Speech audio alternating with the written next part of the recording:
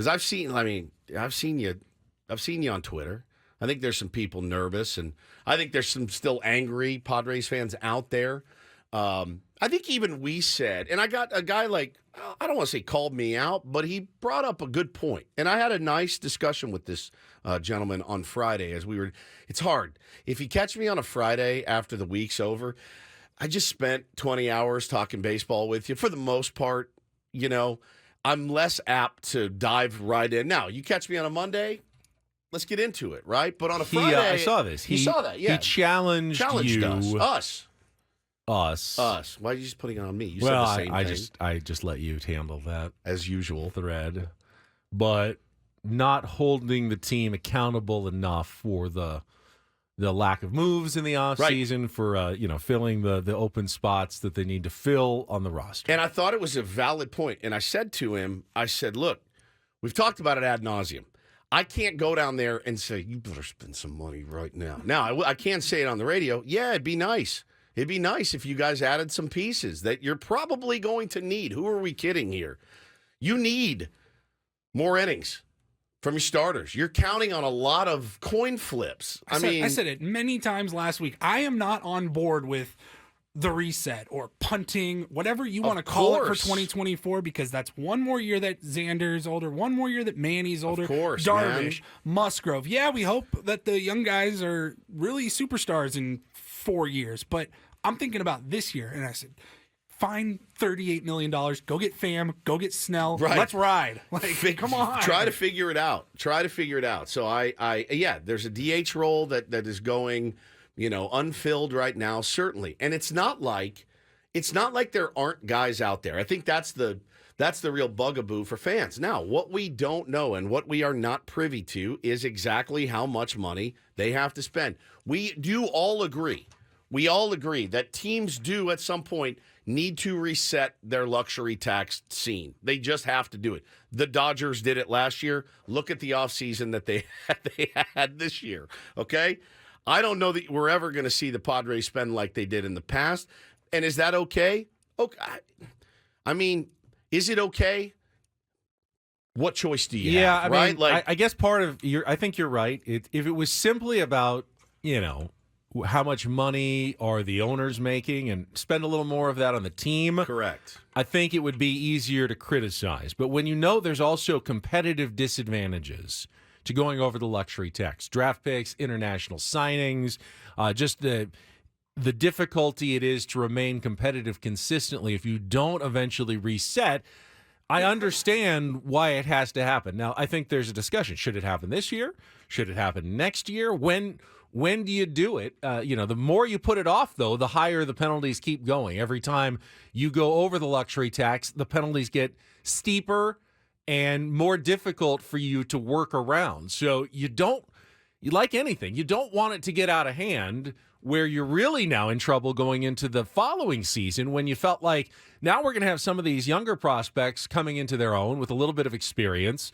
We'll have a bit of a deeper roster, and we'll have some flexibility where we can spend a little bit more next year. It doesn't mean you're punting on this season. No, it's hard to sell. It's just hard to sell.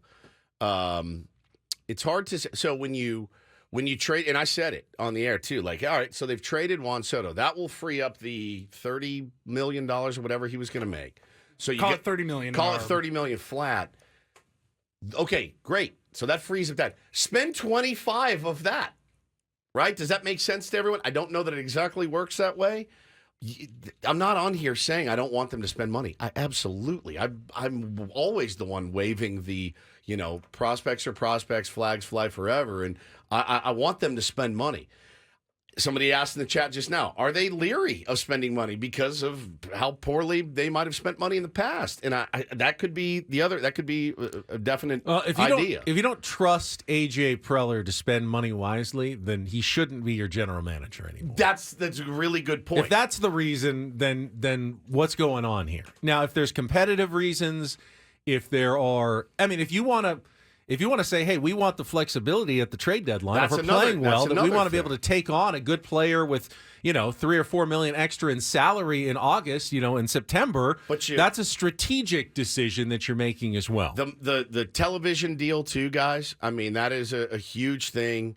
Will the Padres make money this year? I think they will. I know that owners are, and there's so much unrest, I guess is a good word, between what's going on now with Eric Katsenda really being thrust into this role, which he was groomed for it by Peter. Everyone knew the writing was on the wall, and Eric Katsenda. But do you agree, Ben, that do you think if Peter Seidler was still with us, that they would be spending more frivolously? Even, let's say he was in perfect health, and they spent frivolously last year. Do you think he would be spending frivolously this year, knowing what he knows now, spending that money, not making the playoffs, costing themselves playoff revenue? Or would he even have taken a step back and said, let's be smart about Juan Soto? We all know, Yankee fans are now starting to realize, too, he's there for a year, and it's going to cost you a fortune. It's a loaded question. It is because loaded. if he's in perfect health, and no one in the Padres has ever copped to this or admitted it. Correct. But if he was in perfect health, I don't know that they spent as much last year. I don't know that they signed Xander Bogaerts. I still feel like there was a knowledge that Peter's time may be limited, and this may be his last chance to see a World Series title, his dream, what he wanted, and the fact that they offered Judge and Turner and Bogarts, and none of us were expecting that in the offseason, and it didn't make a lot of long-term sense, tells me that, who wouldn't? Wouldn't you feel that way? You own a baseball team, and I may not be around I live next like year. that. I live like that anyway. And go for it. Yeah. If you can sign one of these guys, go for it. And I just feel like there was maybe some directive or at least feeling of that. I don't think Juan Soto gets traded if Peter was still alive and in good health. Potentially, yeah. He plays this year out. That means you're remaining all in for this year. Yeah, and you do want figure out next year when you get to next year. You do wonder too if Waka decides to leave, if Lugo, if you're not picking. If I wonder if Peter was here, are we picking up those options? Which again, if you don't trade Juan Soto, let's say the Padres didn't trade Juan Soto, what does their pitching staff look like right now? Well, then you would have had to pick up options on Lugo and Waka. It looks the same as it did last year, other than Blake Snell. Okay, but now your payroll is $290 million this year, or whatever it's going to be to sign all those guys and keep Soto at the same time. Yeah, I don't know that. I can't say with great faith that Peter would have never let Juan Soto walk in free agency. And you have no TV deal. Because it's not Peter's decision. It's Scott they Boris's. paid $37 million in luxury tax. So if they go even higher with more penalties, that's a payroll of like $280 plus another $60 or $70 in luxury tax penalties. Padres can't do that. No team can do that. Let me ask you a question, though. So if the offseason was about, hey, my time may be limited here. I want to offer Judge $600 million. I want Trey Turner here, and I want Xander Bogaerts. I do feel like if one of those had signed, Xander's probably not here, and I think that's a fair thing to say. Mm-hmm. That being said, if that really was the plan, why at the deadline, when you were still reasonably in it, why did you buy on the margins? If that was the deal, why didn't you go out and really try to bolster the team? So all of these theories, I'm not saying anyone's wrong. I'm just saying we'll probably never know the answer to it. Okay, we're not in those meetings. We're not privy to that information. But so when I saw the deadline and I went, yeah, I kind of want them to. I like what I've heard about the young guys. I don't really want to trade these guys for half-season rentals. I didn't have the feeling that this team was ever going to come together last year. The season before, I was fighting people daily. I felt it. I believed it. They went to the NLCS.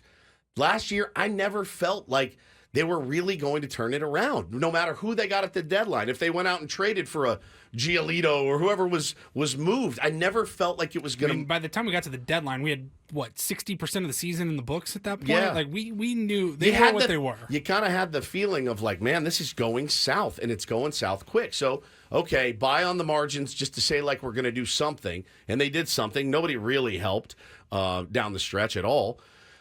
So I don't know. Do I want them to spend money? Yeah, absolutely. Do I think they should? Yes, I do. I absolutely think that there is still money to spend, and that they should spend it. And remember, I mean, Soto's going to be a free agent this offseason. And that no one is standing in that way. I don't expect the Padres to make a big play, but if they get under the luxury tax and they want to get in on that discussion, they can have their cake and eat it too. They can have Soto and all the Yankees prospects next season. It's not out of the realm of possibility that they could go after Juan Soto in this next offseason, especially if they stay under the luxury tax this year. Let me get to Brad before we go to traffic, just because he called in, wants to sound off. Brad, good morning. Welcome to Ben and Woods. Hi, Brad. Good morning, gentlemen. Padre fans since 1970. Nice. Remember, keep the faith here, boys, all right? Yes, sir.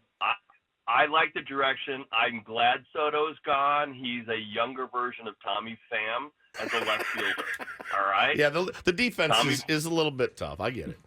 Tommy's best moves were at a nightclub somewhere, and he lost that one too. So let's just go on forward here.